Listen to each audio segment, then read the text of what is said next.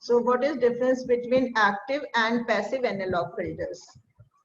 So active analog filter basically use active devices. For example, op-amp. It can use for amplification function, amplification purpose. It can use OTA, operational transconductance amplifier, and any other device for the amplification of signal. So the difference between active and passive filters are active filter can amplify the input signal, but the passive filter can't amplify the signal. The maximum gain of passive filter is only 1. Maximum gain will be 1. We can't achieve more than 1.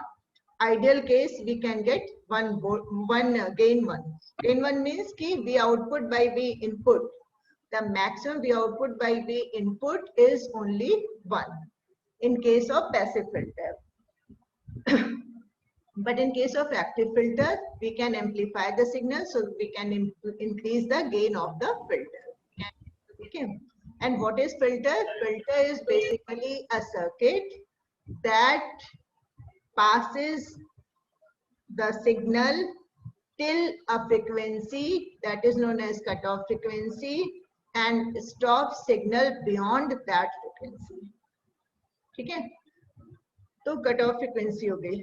तो frequency selective circuits that passes electrical signal at specified band of frequency and attenuate the signal of other frequencies are called analog filters.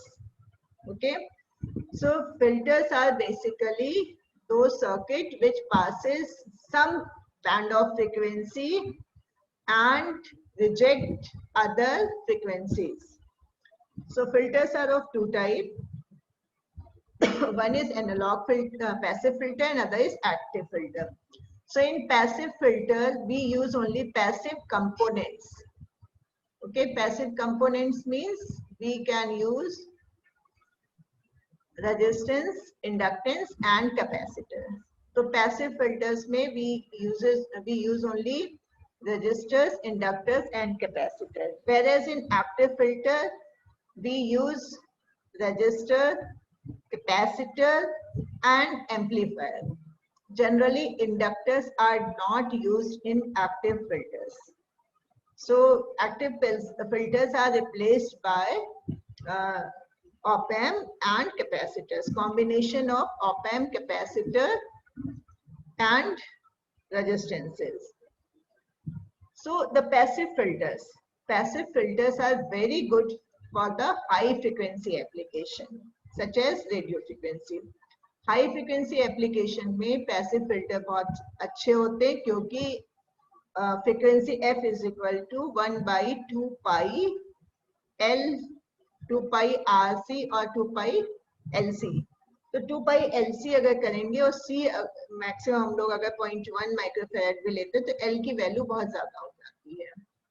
तो इसलिए for high frequency passive filters are used, but for low frequency active filters are required, because in passive filters the weight and the size of inductor will be very bulky and weighty.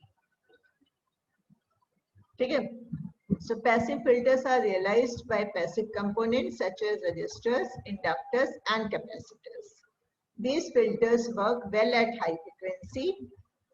However, at low frequency, that means from DC to 100 kilohertz, the use of inductor is a problematic. Last time, yesterday I told you कि high frequency पे we can't use inductors because the value of inductor is very high. ठीक है? However, at low frequencies, the use of inductors is problematic, as the required inductor are physically heavy and bulky due to more number of turns.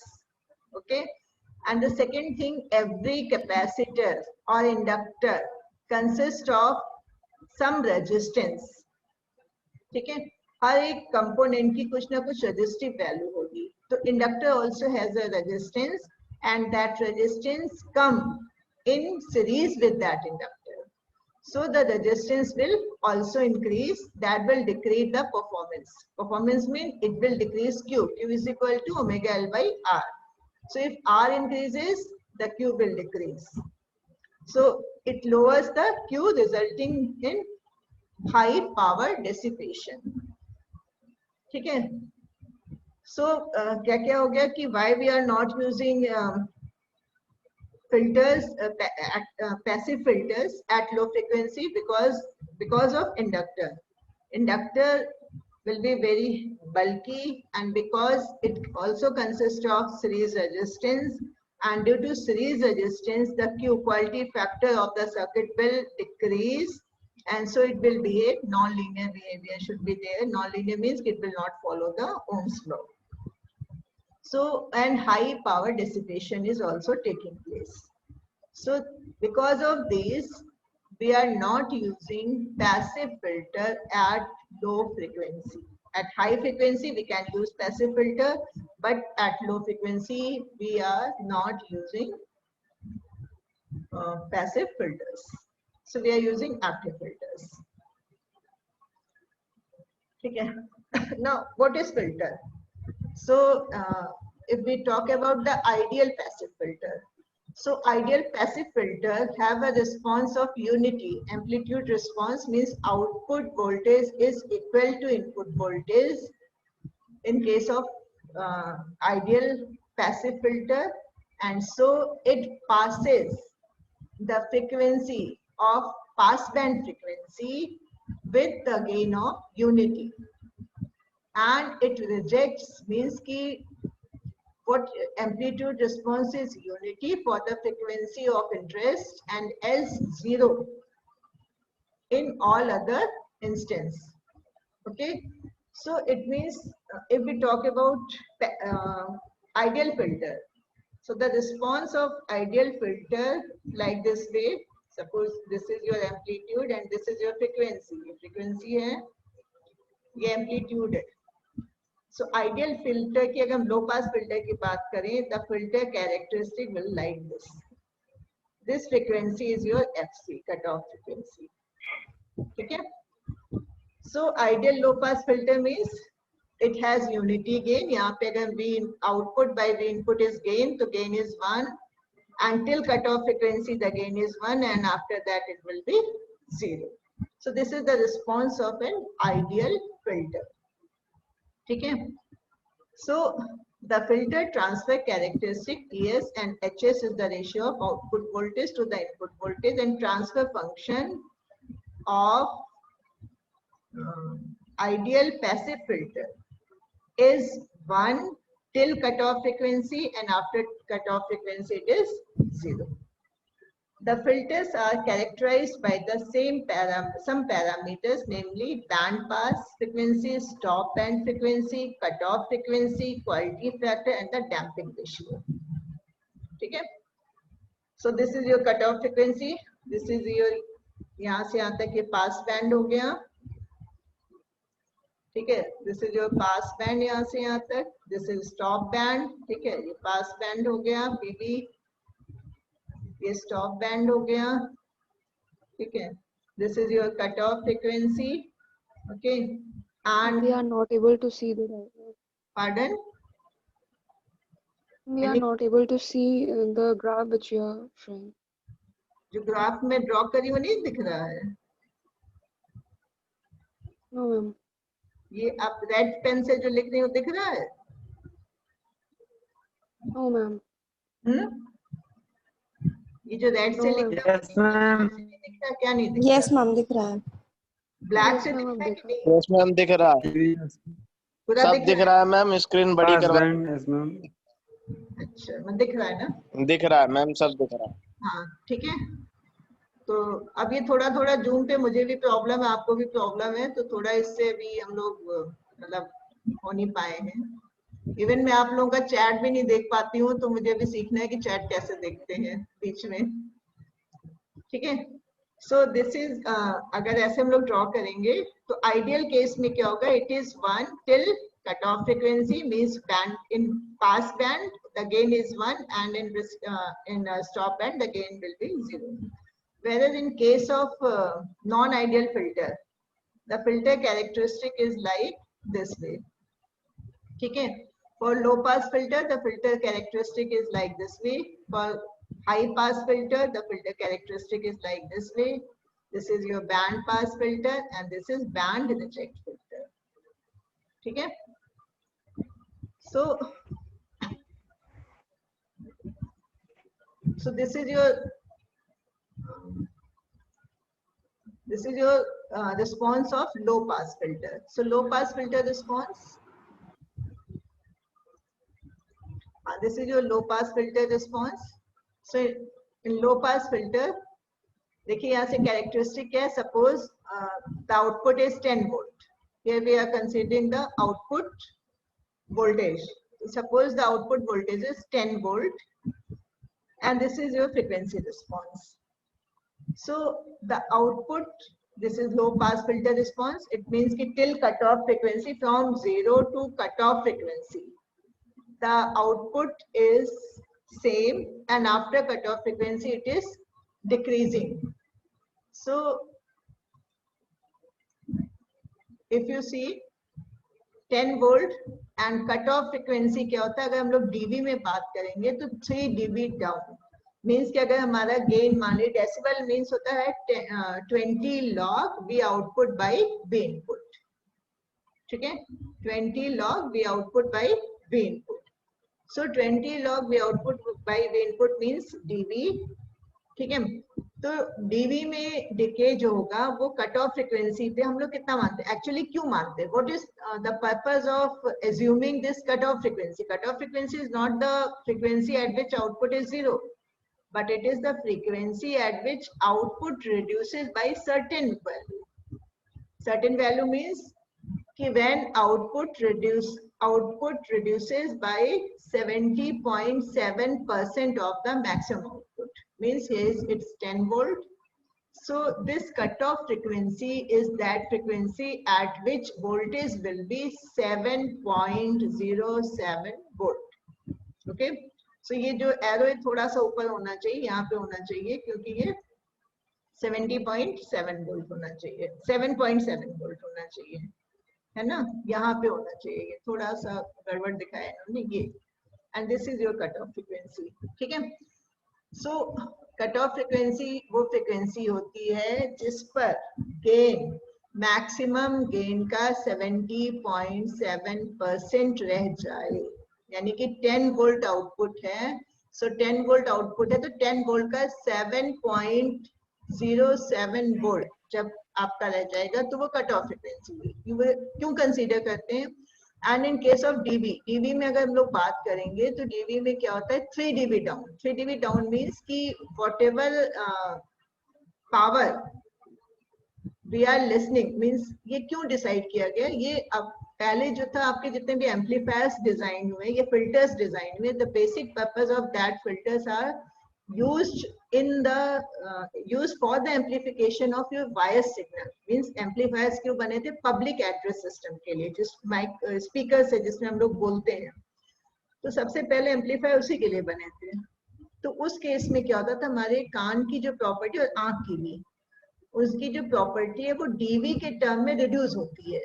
Means अगर हम लोग 3 dB down कर देंगे किसी का, मतलब पावर हाफ कर देंगे, पावर हाफ करेंगे तो जब डीबी में निकालेंगे 10 log P output by P input power के टर्म में. पावर के टर्म में 10 log हो जाएगा क्योंकि वोल्टेज के टर्म में V स्क्वायर बाई R होता है. अगर हम लोग वोल्टेज का बात करते हैं तो वोल्टेज का टर्म हो जाता है V square by R.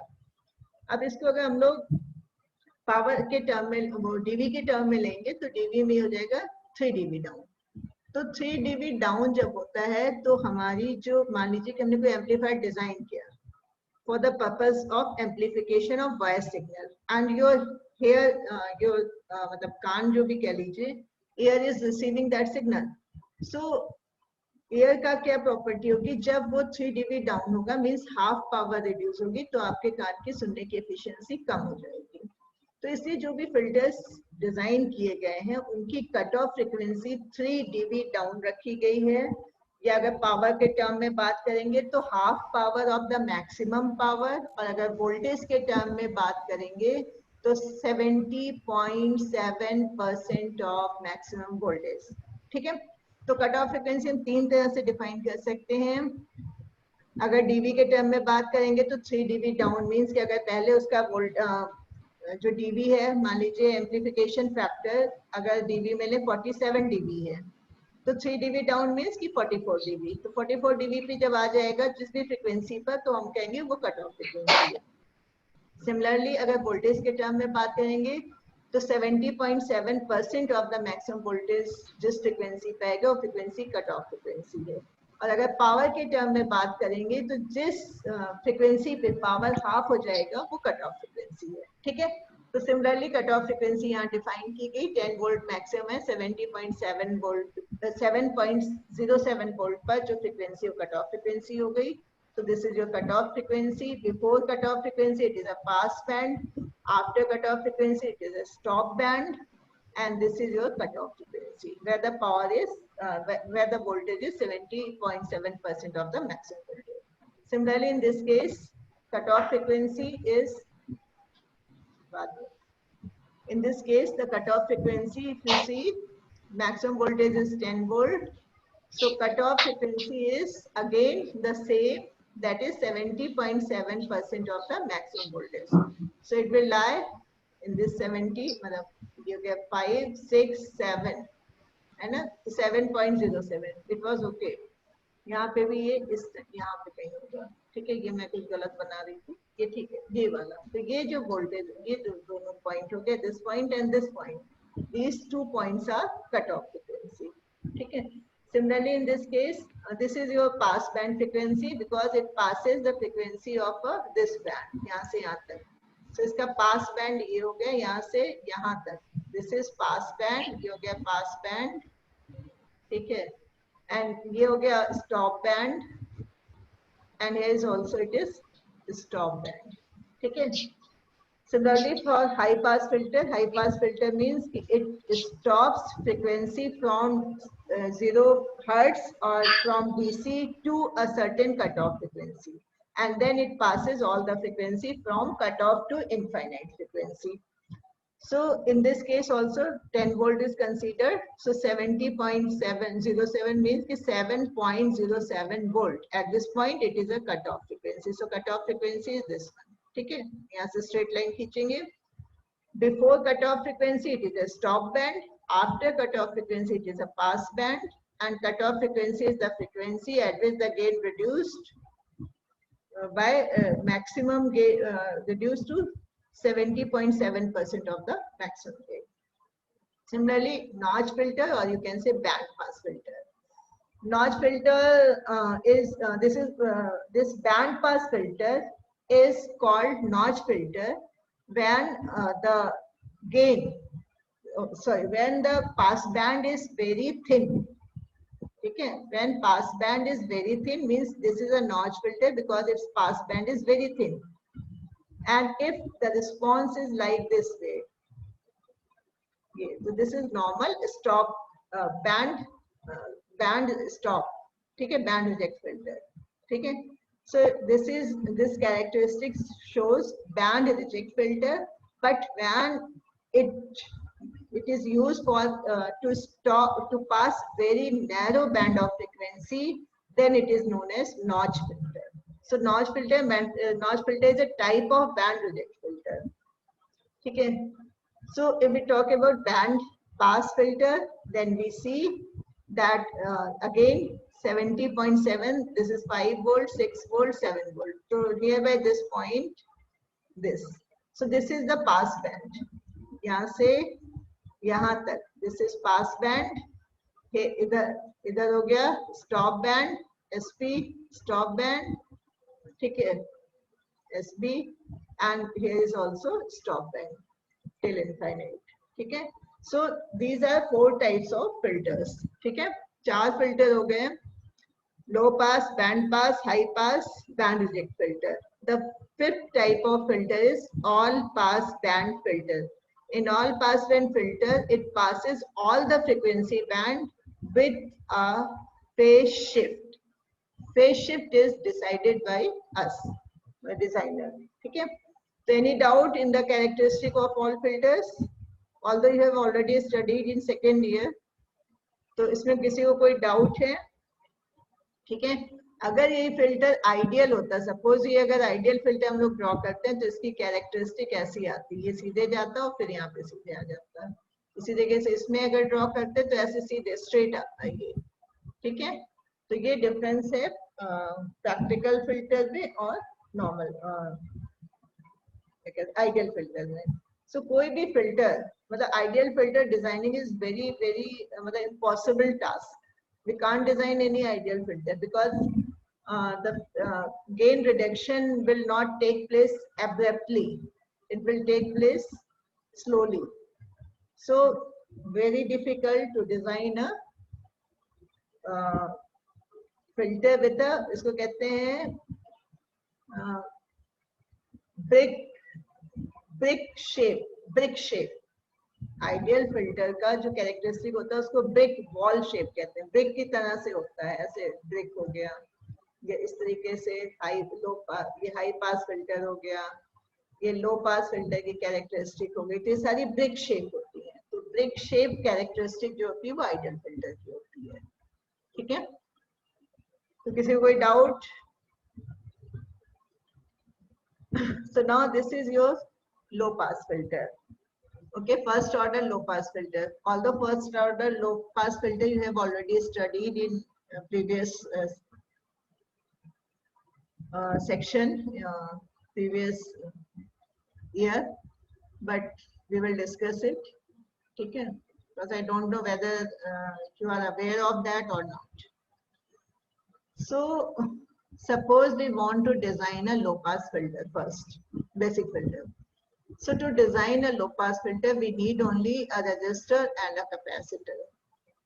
So all of you are required to write down your roll number, last 3 digits of your roll number and name in chat box so that I can take your attendance from there. Okay. So this is your low pass filter. So low pass filter में क्या है? Resistance in series with input voltage and capacitor is in parallel to output voltage. ठीक है, so अगर हम लोग इसको consider करें तो कैपेसिटर की क्या प्रॉपर्टी होती है? कैपेसिटर क्या होता है? XC, reactance of capacitor is equivalent to 1/2 pi FC. 1/2 pi FC means if we increase frequency the reactance will decrease. ठीक है, फ्रीक्वेंसी अगर हम इंक्रीज कर रहे हैं तो रिएक्टेंस इसका डिक्रीज करेगा. इट मींस अगर डीसी सिग्नल है तो डीसी सिग्नल की फ्रीक्वेंसी क्या होगी? F is equal to 0. ठीक है, तो डीसी सिग्नल की फ्रीक्वेंसी होगी 0. तो 0 फ्रीक्वेंसी पे XC क्या होगा? XC is infinite. So when F is equal to 0, XC will be infinite. Okay, infinite हो जाएगा. तो इसमें it means क्या हुआ कि ये कैपेसिटर क्या करेगा? अगर इसमें DC सिग्नल आ रहा है तो ये इसको 0 कर देगा. ठीक है, इसको, ठीक है, तो इसमें अगर इसमें DC सिग्नल आ रहा है तो इसका रिएक्टेंस इनफाइनाइट हो जाएगा और आउटपुट 0 हो जाएगा. ठीक है, as we increase frequency the reactance will decrease and so the voltage will increase, the current will increase and therefore the voltage will increase. ठीक है, तो इसीलिए हमेशा जब भी हमें यहाँ पे क्या हो गया, फिल्टर जो बना रहे हैं तो इसमें देखिए अगर लो फ्रीक्वेंसी है, ठीक है, अगर 0 है तो reactance of capacitance will be infinite. So infinite होगा तो क्या होगा? इसमें कोई करंट नहीं जाएगी. There is no flow of current through capacitor and whatever load you will connect over here the current will flow through that load only. ठीक है, तो कैपेसिटर में अगर डीसी 0 है तो इसका रिएक्टेंस इनफाइनाइट होगा, इसलिए कोई करंट नहीं लेगा. तो करंट किस में जाएगी? यहाँ पे जो भी हमने लोड लगा रखा है, ठीक है, जो भी सर्किट कनेक्ट किया है उसमें सारा का सारा लोड, सारा की सारी करंट उसमें चली जाएगी और यहाँ पे कोई करंट नहीं जाएगी. तो कोई करंट नहीं जाएगी, मींस डीसी में we are getting high output. ठीक है, as frequency increases the reactance decreases, and when reactance decreases then the certain amount of current will flow through this capacitor and certain amount of current will flow through this capacitor. As we increase frequency, high frequency, then what will happen? This reactance will be zero, or reactance will very low with respect to the resistance of this circuit, and so whole current will flow through capacitor and no current will flow through this load. ठीक है, तो characteristic कैसी आ गई? ये होगी, पहले हमारी frequency है कट ऑफ फ्रीक्वेंसी तक, cut off frequency decided by this RC combination. ठीक है, और इस आरसी कॉम्बिनेशन से डिसाइड होता है कि कट ऑफ फ्रीक्वेंसी क्या होगी, 1/2 पाई आरसी। वो भी कैसे आता है अभी दिखा देंगे। सो इसमें क्या हो गया कि लो फ्रीक्वेंसी, लो पास फिल्टर है। लो पास फिल्टर इसलिए है कि जब यहाँ पे F0 था तो इसका रिएक्टेंस हाई था, तो सारी की सारी करंट यहाँ फ्लो कर रही थी। जब रिएक्टेंस इसका लो हो गया हाई फ्रिक्वेंसी पे, तो करंट इसमें फ्लो करने लगी और आर में करंट नहीं जाने लगी। तो इस तरीके से ये फ्रिक्वेंसी रिस्पॉन्स आया। अब इसमें देखिए, output by input is denoted as 0। 0 dB means कि देयर इज नो गेन। अगर हम लोग 20 log V output by V input करेंगे, and when V output is equal to V input, तो 20 log 1 की वैल्यू आ जाएगी 0। So 0 dB means कि there is no gain। ठीक है, so there is no gain because it is a passive filter, so there is no gain, so it starts from 0 dB and then decreases as the frequency increases, and at -3 dB, 3 dB down है तो -3 dB, this point is -3 dB and this point is denoted as cutoff frequency। ठीक है, so cutoff frequency क्या हो गई, -3 dB जैसे ही down होगा output, उस पॉइंट पे जो फ्रीक्वेंसी होगी वो cutoff frequency होगी। and from 0 to cutoff frequency is known as bandwidth of the filter। so bandwidth कभी भी हम नहीं डिफाइन करिएगा कि जिस फ्रीक्वेंसी पे आउटपुट 0 हो जाता है या जहाँ पे कुछ और, नहीं। जो कट ऑफ फ्रीक्वेंसी है, till cut off frequency in pass band, the frequency range between the cut off frequencies are known as bandwidth. तो यहाँ पे 0 से लेकर के FC तक आपकी बैंडविड्थ हो गई। This is pass band and this is stop band. And if we draw the phase response of the circuit, then this at this cutoff frequency you will get 45 volt minus 45 volt। ठीक है, so can see अगर हम लोग यहाँ पे देखिए current जा रही है तो V input is equal to क्या हो जाएगा, यहाँ पे अगर हम लोग इक्वेशन लिखेंगे तो अच्छा ये टाइम इसका खत्म होने वाला, तो हम यहीं पे खत्म करेंगे क्लास, फिर कल डिस्कस करेंगे उसमें। सो यहाँ पे ट्रांसफर फंक्शन क्या हो गया, यहाँ पे अगर V इनपुट लेते हैं तो V इनपुट हो गया, यहाँ से करंट फ्लो कर रही है तो R रेजिस्टेंस हो गया। ठीक है, I into R plus XC। ठीक है, V input is equal to I into R plus XC।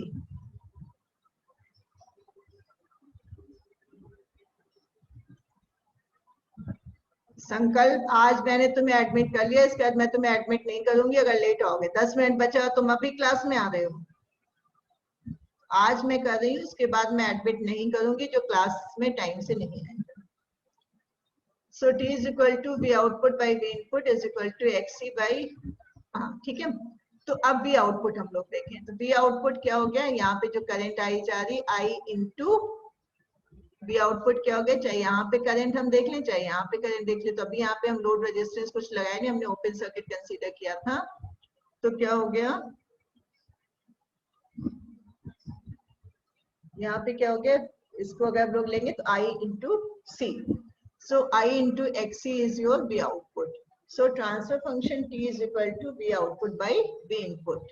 तो यहाँ से ले लेंगे V output हो गया XC by R plus XC। ठीक है, अब अगर हम ये ट्रांसफर फंक्शन हो गया, ठीक है, transfer function is equal to V output by V input। अब अगर हम इसके डिनोमिनेटर को कंसीडर करें, इसको हम V output का mod of V output। mod of V output means कि we are only talking about the amplitude of the output, not the phase. ठीक है, तो ये मॉड हो गया। मॉड मीन्स की केवल हम लोग एम्पलीट्यूड की बात कर रहे हैं। तो V output is equal to V input into ये आ गया XC। एम्पलीट्यूड जब निकालते तो क्या हो जाता है कि square of this into square निकालेंगे दोनों का और फिर अंडर रूट कर देते हैं। तो XC का स्क्वायर एंड अंडर रूट तो XC हो गया and R square plus XC square under root. ठीक है, तो ये हो गया। This is denoted as V input XC by Z। ठीक है, एंड अगर हम लोग फेज शिफ्ट डिफाइन करेंगे तो phase shift is equal to, अगर हम लोग इसको इस वाले पार्ट को लेंगे तो XC by R is your phase shift. tan XC by R, tan theta is equal to XC by R। So tan theta is equal to XC by R, so this is your phase shift और X is equal to this। ठीक है, तो ये लो pass filter है। लो pass filter का जो characteristic हुआ ये पूरा। ठीक है, transfer function is XC by R plus XC।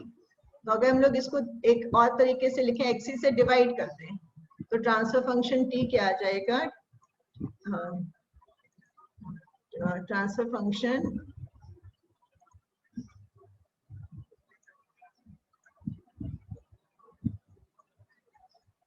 ठीक है, तो हम लोग अगर ट्रांसफर फंक्शन T लिखेंगे इस वाले को तो T is equal to XC से अगर डिवाइड कर देंगे तो 1 by 1 plus R by XC। ठीक है, तो अब देखिए इसमें क्या हो रहा है कि अगर XC, अगर फ्रीक्वेंसी इंक्रीज हो रही तो XC डिक्रीज हो रहा है। XC डिक्रीज हो रहा तो ये टर्म इंक्रीज हो रहा है, ये टर्म इंक्रीज हो रहा तो रिस्पॉन्स डिक्रीज हो रहा है। ठीक है, so this R by XC is your, इसको जो हम लोग लिखते हैं स्टैंडर्ड फॉर्म में तो T is equal to 1 by 1 plus S into omega naught by omega, बाद में डिस्कस करेंगे। ठीक है, तो ये लो पास फिल्टर में किसी को कोई डाउट है? जब भी हम इसमें ट्रांसफर फंक्शन निकालेंगे तो ट्रांसफर फंक्शन में आउटपुट इज योर C। ठीक है, तो C में current V output is equal to same current I is flowing. ये हमने यहाँ पे कंसीडर नहीं किया, तो लोड हमने समझाने के लिए आपको लगा दिया, but we have not considered this load over here. ठीक है, इसको नहीं कंसीडर किया है। ठीक है, तो केवल हमने इसको कंसीडर किया है। तो आउटपुट ये हो गया, इनपुट ये हो गया, तो output by input is your XC by R plus XC। ठीक है, तो ये लो पास फिल्टर का कैरेक्टरिस्टिक हो गया। जैसे जैसे हम XC इंक्रीज होगा, अब यहाँ पे अगर हमने डिवाइड कर दिया XC से तो फ्रीक्वेंसी इंक्रीज हो रही, XC डिक्रीज हो रहा है, XC डिक्रीज हो रहा है तो R बाई XC इंक्रीज होगा, R बाई XC इंक्रीज होगा तो ट्रांसफर फंक्शन डिक्रीज होगा। ठीक है, सो ठीक है, अब देखिए लो पास फिल्टर है, इसमें दो है, first order filter and second order filter. तो फर्स्ट ऑर्डर फिल्टर, ये first order filter means we are using only one resistance and one capacitance. ठीक है, अब अगर हम लोग इसको वन रेजिस्टेंस वन कैपेसिटेंस को अगर हम लोग एक और इसके आगे एक रेजिस्टेंस एक कैपेसिटेंस और अगर हम ऐड कर दें इसमें, मींस इसके आगे हम यहाँ पर एक रेजिस्टेंस लगा दें, इसके आगे हम लोग यहाँ पे एक रेजिस्टेंस लगा दें ऐसे, और एक यहाँ पे कैपेसिटर लगा दें। ठीक है, तो ये हो गया सेकेंड ऑर्डर फिल्टर। ठीक है, दो लगा देंगे तो सेकेंड ऑर्डर फिल्टर, तीन लगा देंगे थर्ड ऑर्डर फिल्टर, चार लगा देंगे फोर्थ ऑर्डर फिल्टर, ऐसे ऐसे ऑर्डर्स इंक्रीज होते जाएंगे। अब ऑर्डर का क्या, इस पे क्या इफेक्ट आएगा कि देखिए जब सिंगल ऑर्डर था, ठीक है, तो जो ये जो ड्रॉप था ये बहुत स्लो था। स्लो था मीन्स -20 dB पर डिकेड, यानी कि एक डिकेड जब हम लोग 10 टाइम्स फ्रीक्वेंसी इंक्रीज, डिकेड मतलब 10 टाइम्स, जब हम 10 टाइम्स फ्रीक्वेंसी इंक्रीज कर रहे थे तो रिडक्शन केवल 20 dB हो रहा था। ठीक है, हमें कैसी कैरेक्टरिस्टिक चाहिए? हमें ऐसी कैरेक्टरिस्टिक चाहिए, ये और ये स्ट्रेट डाउन फॉल हो, लेकिन ये कैसा हो रहा है? ऐसे हो रहा है, तो this is not desirable. So desirable के लिए हम क्या करते हैं कि इसको और पास में लाएं। तो ये जैसे -20 dB हो गए, ये क्या हुआ, अगर हमने सेकेंड ऑर्डर फिल्टर मतलब इसमें एक और ऐड कर दिया, ठीक है, तो अब क्या हो गया, इसका जो ड्रॉप है वो बहुत ही प्रॉम्प्ट हो जाएगा, ठीक है। तो ये क्या हो गया कि पहले था -20 dB पर डिकेड, अब हो गया -40 dB पर डिकेड। तो मीन्स कि ये इस तरीके से जो हमारी एक्चुअल कैरेक्टरिस्टिक आइडियल आनी थी वो इस तरीके से आनी थी। तो ये काफी कुछ आइडियल के पास में आ गया, ये काफी दूर था आइडियल के। अगर हम लोग इसी को और इंक्रीज कर दे, मतलब एक और आरसी कर दे, तो वो ऐसे आ जाएगा, ठीक है, इस तरीके से ऐसे आएगा, ठीक है। तो अब इस तरीके से जब आ जाएगा तो क्या हो गया कि ये और भी आपके जो ब्रिक फील्ड, ब्रिक मतलब ईटा, ईटे की शेप का जो होना चाहिए, तो ब्रिक टाइप कैरेक्टरिस्टिक आ जाएगी। तो ये एडवांटेज है सेकेंड ऑर्डर फिल्टर के। फर्स्ट ऑर्डर फिल्टर में -20 dB पर डिकेड, ये कई बार पूछा जाता है एग्जाम में। तो फर्स्ट ऑर्डर फिल्टर का रिस्पॉन्स -20 dB पर डिकेड, सेकेंड ऑर्डर फिल्टर का रिस्पॉन्स -40 dB पर डिकेड होता है, ठीक है। Okay, then this is first order high pass filter, ठीक है। तो first order high pass filter same है, केवल R और C को हमने इंटरचेंज कर दिया है, ठीक है। 1 मिनट 40 सेकेंड बचा है, तो जब खत्म हो जाएगा तो हम लोग वहीं पे उसको खत्म कर लेंगे, ठीक है। सो नाउ इसमें क्या किया है, सेम कैरेक्टरिस्टिक मैंने बताया था कि अगर हम लोग उसको इंक्रीज करेंगे फ्रीक्वेंसी को, तो रिएक्टेंस ऑफ कैपेसिटेंस डिक्रीज होगा। तो यहाँ पे क्या होगा कि फ्रीक्वेंसी जैसे इंक्रीज हो रही, पहले क्या हुआ 0 हो गया फ्रीक्वेंसी की, तो इसका रिएक्टेंस बहुत हाई है, कोई भी करंट इसमें पास नहीं हो रहा, इसके थ्रू कोई करंट पास नहीं हो रहा। तो ये क्या हो रहा है कि जब 0 फ्रीक्वेंसी है तो यहाँ पे कैरेक्टरिस्टिक देखिए, यहाँ पे कोई करंट पास नहीं हो रही। जैसे जैसे फ्रीक्वेंसी इंक्रीज हो रही है, करंट धीरे धीरे कैपेसिटर पास कर रहा है, तो धीरे धीरे इसका गेन ये इंक्रीज हो रहा है। फिर जैसे ही फ्रीक्वेंसी इंक्रीज किया, जो वैल्यू इससे डिपेंड करता है, फ्रीक्वेंसी fc = 1/2πRC, तो इस फ्रीक्वेंसी पे गेन और इंक्रीज हो जाएगा, फिर गेन कांस्टेंट हो जाएगा। तो सिमिलरली हम अगर इसमें भी करें, इक्वेशन लिखें, तो V इनपुट = यहाँ से current I into XC plus R, तो V input = I into XC plus R, and V output अगर लें तो V output = I into R, ठीक है। तो अगेन अगर हम लोग इसका गेन निकालते हैं, मॉड लेते हैं, ठीक है, V output by V input means कि we are not considering the frequency response, not considering the phase shift. So this is your R by R square plus XL square. और वैसे अगर हम लोग लिखेंगे गेन, तो गेन A अगर mod नहीं लेते तो यहाँ से लेंगे V output, I कैंसिल हो जाएगा, तो it is R by R plus